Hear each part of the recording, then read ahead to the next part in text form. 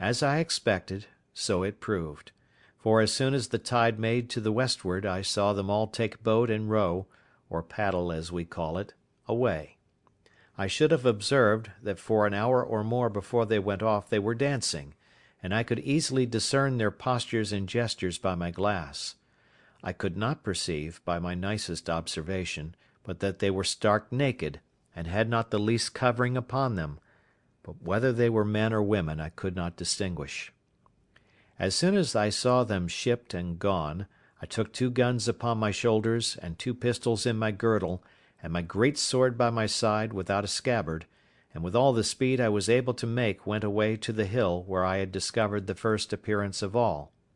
And as soon as I get thither, which was not in less than 2 hours, for I could not go quickly, being so loaded with arms as I was, I perceived there had been 3 canoes more of the savages at that place; and looking out farther, I saw they were all at sea together, making over for the main. This was a dreadful sight to me, especially as, going down to the shore, I could see the marks of horror which the dismal work they had been about had left behind it; that is, the blood, the bones, and part of the flesh of human bodies eaten and devoured by those wretches with merriment and sport. I was so filled with indignation at the sight, that I now began to premeditate the destruction of the next that I saw there, let them be whom or how many soever. It seemed evident to me that the visits which they made thus to this island were not very frequent, for it was above 15 months before any more of them came on shore there again; that is to say, I never saw them or any footsteps or signals of them in all that time; for as to the rainy seasons, then they are sure not to come abroad, at least not so far. Yet all this while I lived uncomfortably, by reason of the constant apprehensions of their coming upon me by surprise; from whence I observe, that the expectation of evil is more bitter than the suffering, especially if there is no room to shake off that expectation or those apprehensions.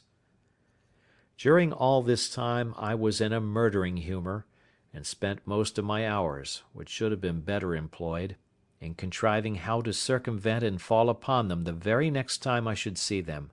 especially if they should be divided, as they were the last time, into 2 parties; nor did I consider at all that if I killed one party, suppose 10 or a dozen, I was still the next day, or week, or month, to kill another, and so another, even ad infinitum, till I should be, at length, no less a murderer than they were in being man-eaters, and perhaps much more so. I spent my days now in great perplexity and anxiety of mind, expecting that I should one day or other fall into the hands of these merciless creatures, and if I did at any time venture abroad, it was not without looking around me with the greatest care and caution imaginable. And now I found, to my great comfort, how happy it was that I had provided a tame flock or herd of goats, for I durst not upon any account fire my gun, especially near that side of the island where they usually came, lest I should alarm the savages; and if they had fled from me now, I was sure to have them come again with perhaps 200 or 300 canoes with them in a few days, and then I knew what to expect. However, I wore out a year and 3 months more before I ever saw any more of the savages, and then I found them again, as I shall soon observe. It is true they might have been there once or twice, but either they made no stay, or at least I did not see them; but in the month of May, as near as I could calculate, and in my 24th year, I had a very strange encounter with them, of which in its place. The perturbation of my mind during this 15 or 16 months' interval was very great. I slept unquietly, dreamed always frightful dreams, and often started out of my sleep in the night. In the day great troubles overwhelmed my mind, and in the night I dreamed often of killing the savages, and of the reasons why I might justify doing it. But to waive all this for a while. It was in the middle of May, on the 16th day, I think, as well as my poor wooden calendar would reckon, for I marked all upon the post still. I say, it was on the 16th of May that it blew a very great storm of wind all day, with a great deal of lightning and thunder, and a very foul night it was after it. I knew not what was the particular occasion of it, but as I was reading in the Bible, and taken up with very serious thoughts about my present condition, I was surprised with the noise of a gun, as I thought, fired at sea. This was, to be sure, a surprise quite of a different nature from any I had met with before,